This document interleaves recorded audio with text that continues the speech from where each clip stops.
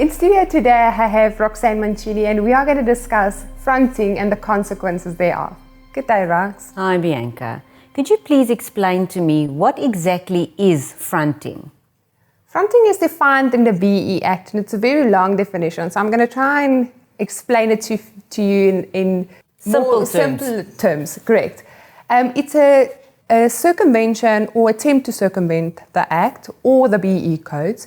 In other words, where you deliberately change facts or provide the wrong information or false information for your BBBEE verification.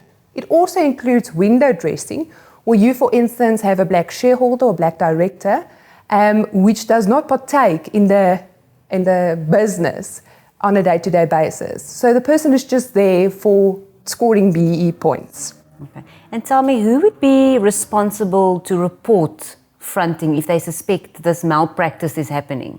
Fronting must be reported by consultants, analysts, procurement officers, public officers, or anyone that know about the fronting practice, suspected or should have known about it. And it must be reported then to the BBBEE Commissioner.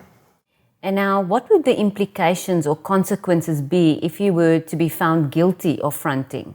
So at first, the BBBEE Commissioner will receive the complaint and they will investigate it and make a finding. They can also refer to the Magistrates Court to make a finding or ruling on it. The court's ruling will include either a fine, imprisonment that does not exceed 10 years, or then a fine and imprisonment. If it is a company, the fine will not be more than 10% of their annual turnover, which is a lot of money. So to front is not actually worth it. Now, what would happen if I accidentally or not knowingly submit documents that are incorrect? Can I play the innocent card if I really wasn't aware? The most important thing is to remember that it must be a deliberate circumvention or attempt to circumvent the Act.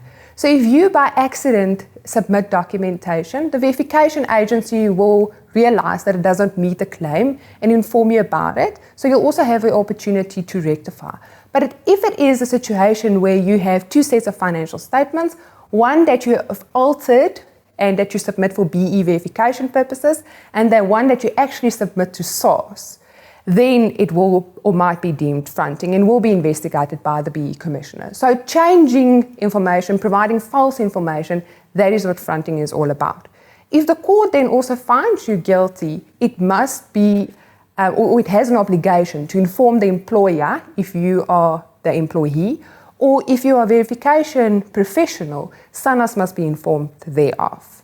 Okay, so the onus is on that deliberate part. I am trying to purposefully go, around the law, like you said in the beginning. Correct. So we are all humans, and it might happen that they request a certain documentation from you, and you accidentally submit the previous year's document or a document that already expired. So if they ask for tax clearance certificate and you submit one that already expired, there was no intent to harm or circumvent the Act. It was just a mere accident. But if you deliberately change your figures, then you're showing intent. Correct. So to be a QSE instead of a generic enterprise, yes, that makes a difference. All right, I've certainly learned a bit more about fronting, and thank you for that information. I think there's obviously guidelines that need to be in place in an organisation that all employees understand, and the people that are working with the documentation understand the implications should fronting be evident. So thank you for that, Bianca, and looking to many more conversations going forward. It's only a pleasure. Thank you for listening, and please join us for more tutorials on BBBEE.